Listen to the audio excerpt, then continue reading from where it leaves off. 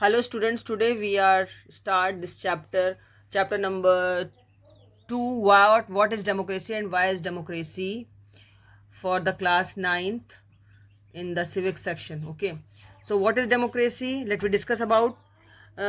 In our earlier chapter we discuss about that the democracy is a form of government in which the rulers are elected by the peoples. So is this definition is the full definition of the democracy? No, the definition of the democracy is defined in the form of these three or four orders or three or four values. So where the summarized definition of democracy: democracy is a form of government in which the rulers are elected by the people. Accordingly, democracy is a form of government in which rulers elected by the people take all the major decisions. Elections offer a choice and fair opportunity to the people to change the current rulers. This choice and opportunity is available to all the people on an equal basis, and the exercise of this choice leads to a government limited by basic rules of the constitution and citizens' right. बच्चों, यहाँ पर मैं बताऊंगी आपको कि democracy होती क्या है. हमने सिंपल डेफिनेशन आज तक पढ़ी है कि democracy is a form of government in which the government has chosen bye the people, for the people and of the people. इसका मतलब ये हुआ कि जनता के लिए, जनता के द्वारा, जनता का जो शासन होता है वो डेमोक्रेसी कहलाता है.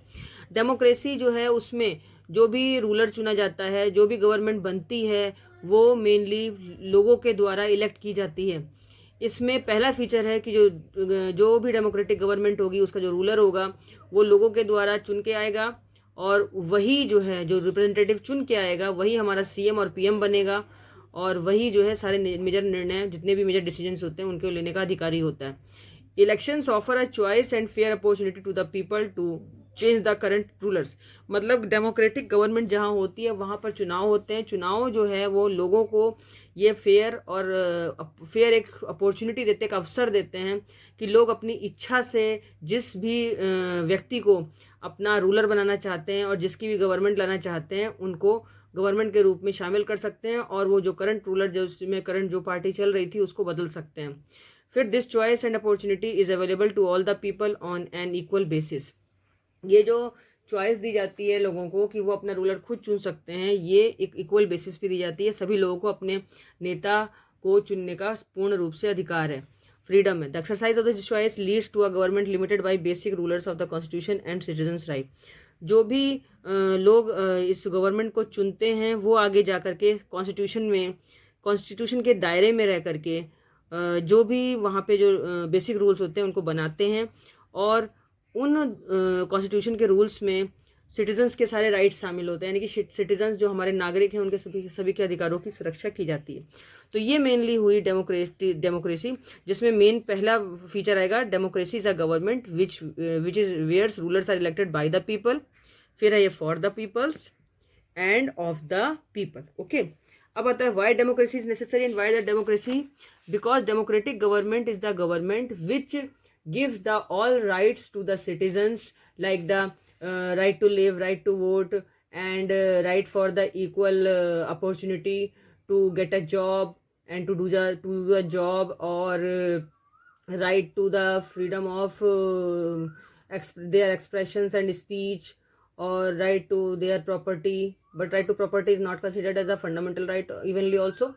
And it is also given the amendment act, or different types of the amendments are occurs in the constitution according to our constitutional right, or in a government democratic government. Okay, यानी कि democracy के लिए ये argument किया गया है कि democratic जो रूल्स हैं वो बहुत अच्छे हैं, और डेमोक्रेटिक गवर्नमेंट जो होती है उसमें लोग जो है ये जो गवर्नमेंट है उसका जो फॉर्म है, गवर्नमेंट जो भी टाइप की गवर्नमेंट बनती है डेमोक्रेसी में, डेमोक्रेटिक गवर्नमेंट ये बेटर गवर्नमेंट होती है और दूसरी गवर्नमेंट से, जैसे मोनार्की वगैरह होती है, मोनार्की से काफ़ी कुछ अच्छी है, और ये मोर अकाउंटेबल है, लोगों के हितों का इसमें ध्यान रखा जाता है कम्प्लीटली.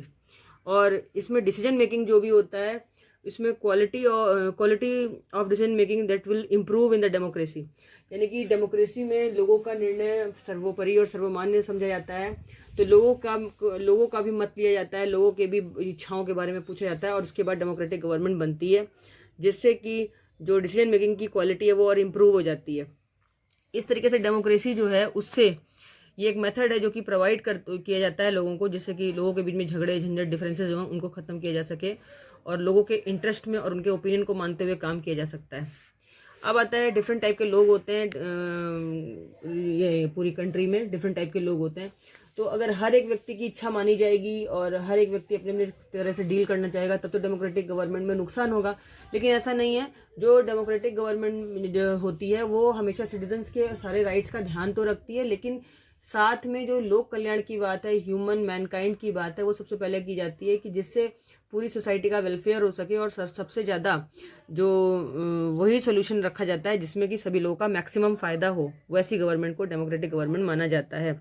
और डेमोक्रेसी जो है फिर इसके साथ साथ जब लोग सभी के हितों की रक्षा की बात करती है तो यानी कि ये जितने भी सिटीजन्स होते हैं उनकी डिग्निटी, उनकी रिस्पेक्ट का ख्याल भी रखती है और सभी लोगों को पॉलिटिकल इक्वलिटी मिलती है, सभी लोगों को अपने इच्छा के अनुसार अपने रूलर्स को चुनने का अधिकार, और साथ साथ जो है डेमोक्रेसी में रूलर्स को चुनने के अधिकार के साथ साथ अपने हितों की रक्षा करने का भी अधिकार दिया जाता है। वो लोग अगर चाहें तो डेमोक्रेसी में अगर उनको कुछ समझ में ना आए, कुछ पसंद ना आए, तो उस के खिलाफ अपना प्रोटेस्ट कर सकते हैं, अपनी आवाज़ उठा सकते हैं। और उन्हीं के वो देखते हुए जो हमारी सरकारें होती हैं वो आगे जा कर के लोकसभा और विधानसभा में बहस करने के बाद डिफरेंट टाइप के अमेंडमेंट एक्ट्स लाती हैं और कॉन्स्टिट्यूशन में उनकी सुधार लाती हैं अमेंडमेंट एक्ट्स के थ्रू। ओके, अब आता है कि बहुत लोग ये भी कहते हैं कि जो डेमोक्रेटिक गवर्नमेंट है ये ऐसा बेटर फॉर्म है गवर्नमेंट का जिसमें कि जितनी भी ओन मिस्टेक्स हैं, यानी कि अगर गवर्नमेंट जो रूलिंग गवर्नमेंट अगर वो भी कोई मिस्टेक करती है अपनी खुद की, तो वो अपने आप को करेक्ट करने के लिए उसके पास सुविधाएं होती हैं या करेक्ट करने की अपॉर्चुनिटी भी उसमें होती है। तो डेमोक्रेसी का अगर हम ब्रॉडर मीनिंग देखें वो ये बनता है कि जो मॉडर्न डेमोक्रेसी है वो उसमें हर प्रकार के लोग इन्वॉल्व हैं, लार्ज नंबर ऑफ पीपल, जो कि कभी कभी फिजिकली पहले एक साथ नहीं बैठ सकते या फिर उनको कलेक्टिवली उनका डिसीजन नहीं लिया जा सकता, लेकिन ये मॉडर्न डेमोक्रेसी में जो डेमोक्रेटिक गवर्नमेंट है इसमें हर प्रकार के व्यक्ति को साथ बैठा करके उसके साथ डिसीजन लिया जा सकता है, उसकी बात को सुना जा सकता है। इसमें सिटीजन जितने भी होते हैं जिनके पास टाइम भी नहीं है और ना ही उनके अंदर डिजायर है किसी बात की कि वो लोग अपने डिसीजंस को रखें, लेकिन वो फिर भी जब अगर वो वोट देते हैं तो उनकी बात को सुना जाता है और उनकी बात को समझा जाता है। तो ये डेमोक्रेटिक का जो प्रकार है इसमें बहुत सारे फीचर्स मिलते थे, यूनिटी है, democracy, secularism, equality, industrial growth है, इकोनॉमिक प्रोग्रेस है, ट्रेड, फॉरेन कोलैबोरेशन है, ये सारी चीज़ें सब मिला करके डेमोक्रेटिक गवर्नमेंट से फ़ायदा हमें मिल जाता है, इसलिए डेमोक्रेसी बहुत अच्छी चीज़ है। और डेमोक्रेसी में डिफरेंट टाइप के ओपिनियंस लिए जा सकते हैं। तो ट्रू डेमोक्रेसी वही है जिसमें कोई भी व्यक्ति भूखा न रहे, हर एक व्यक्ति के पास रोजगार हो, सबको वोटिंग राइट बराबर मिले, सबको इक्वल अपॉर्चुनिटी हो to lead and to give their progress for their future in their life, यानी कि अपनी लाइफ में हर व्यक्ति को आगे बढ़ने का अधिकार मिले। यही डेमोक्रेटिक गवर्नमेंट की एक फीचर होते हैं। डेमोक्रेसी अच्छी इसलिए मानी जाती है। अब आता है कि बहुत सारी जगह पर डेमोक्रेसी के अगेंस्ट भी बहुत सारे आर्ग्यूमेंट्स है कि डेमोक्रेसी कहीं कहीं पर बोलते हैं अच्छी नहीं है। क्यों? क्योंकि leaders keep changing in a democracy. जो बड़े बड़े लीडर्स होते हैं, अगर हम कहना चाहें कि ये डेमोक्रेसी के निगेटिव एस्पेक्ट है, we also discuss about the positive and negative. तो यहाँ पर ये निगेटिव एस्पेक्ट में डिस्कस कर रही हूँ कि निगेटिव एस्पेक्ट क्या हो सकते हैं डेमोक्रेसी के। तो निगेटिव एस्पेक्ट में ये डेमोक्रेसी के सबसे पहला एक एस्पेक्ट है कि leaders keep changing in a democracy. कि डेमोक्रेसी में कहते हैं कि लीडर्स जो है वो चेंज होते रहते हैं, यहाँ पर इनस्टेबिलिटी होती है।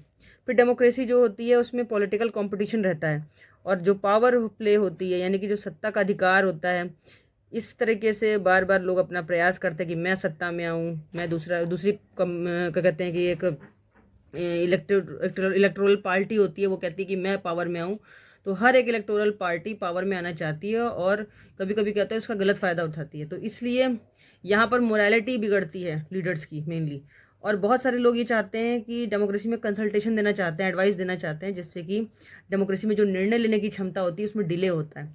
फिर है elected leaders do not know the best interest of the people. जो लोग चुने हुए नेता जाते हैं वहाँ तक, वो लोग लोगों के इंटरेस्ट की बात नहीं करना चाहते, वो केवल जो है अपने बैड डिसीजंस को ही लोगों पर थोप देते हैं, कभी कभी इम्पोज कर देते हैं। तो फिर डेमोक्रेटिक राइट्स का हनन हो जाता है वहाँ पे। तो इसलिए डेमोक्रेसी में चाहिए कि जो इलेक्टेड लीडर्स हैं वो लोग बेटर गवर्नमेंट तभी बना पाएंगे जब वो लोग लोगों के इंटरेस्ट की बात करेंगे। और वैसे करते भी हैं, लेकिन मेनली कहीं कहीं पर यहाँ पे करप्शन इन्वॉल्व हो जाता है। अब डेमोक्रेसी में सबसे ज़्यादा करप्शन इसलिए में इन्वॉल्व हो जाता है क्योंकि इलेक्टोरल कंपटीशन है वहाँ पर। और इलेक्टोरल कंपटीशन होने की वजह से बहुत लोग क्या करते हैं कि जो अनइक्वल बेसिस इस्तेमाल करते हैं। जैसे कोई लोग कहते हैं कि वो पैसा बांटने लग जाते हैं चुनाव के टाइम पर, कुछ लोग जो है वो मद्यपान कराते हैं, शराब वगैरह का बंटवारा करते हैं और कहते हैं कि पैसा और ये शराब वगैरह जो बांटी जाती है उससे भी चुनाव में ये जो अनफेयर मीन्स यूज़ किए जाते हैं इससे भी डेमोक्रेटिक राइट्स का हनन होता है। और तीसरी बात है, ऑर्डिनरी पीपल जो है वो ये नहीं जानता कि उसके लिए क्या अच्छा है और क्या बुरा है, तो उनको कुछ भी डिसाइड करने के लिए डेमोक्रेसी में बोल देते हैं, लेकिन अगर उनको यही नहीं पता कि हमें डिसीजन क्या लेना है और किस तरीके से लेना है, तो वहाँ पर डेमोक्रेटिक राइट्स में जो दूसरे सिटीजन्स का डेमोक्रेटिक राइट है वो उसका हनन हो जाता है। तो इसलिए डेमोक्रेसी में ये एक सबसे बड़ा नेगेटिव एस्पेक्ट सामने आता है कि जिन लोगों को डिसीजन लेने का पावर नहीं है, जिन लोगों को अच्छे और बुरे का ज्ञान नहीं है, वो लोग भी डेमोक्रेसी में अपना निर्णय देने लग जाते हैं, जिससे बहुत लोगों का नुकसान हो जाता है। तो इस प्रकार से डेमोक्रेसी के कुछ नेगेटिव एस्पेक्ट्स मैंने डिस्कस किए, बट ओवरऑल देखें तो डेमोक्रेसी फिर भी हर एक गवर्नमेंट के सेंस में सबसे अच्छी गवर्नमेंट है, क्योंकि यहाँ पर डिसीजंस लेने की क्षमता और एक पीपल्स के द्वारा इलेक्ट किया हुआ रिप्रेजेंटेटिव जाता है ऊपर पार्लियामेंट में बैठता है, और उसी से सीएम और पीएम जो चुने जाते हैं वो ही हमारे द्वारा लिए गए निर्णयों को रूल्स और रेगुलेशन में शामिल करते हैं और कॉन्स्टिट्यूशन में उस रूल्स और रेगुलेशन के थ्रू इम्प्लीमेंट करा करके हमारे वेलफेयर के लिए काम करते हैं। इसलिए डेमोक्रेटिक गवर्नमेंट हर तरीके से अच्छी मानी जाती है। तो बच्चों, इसी के साथ ये चैप्टर यहीं पर फिनिश होता है। Till in my next video I want to say goodbye, and please like and share my videos also, and take care.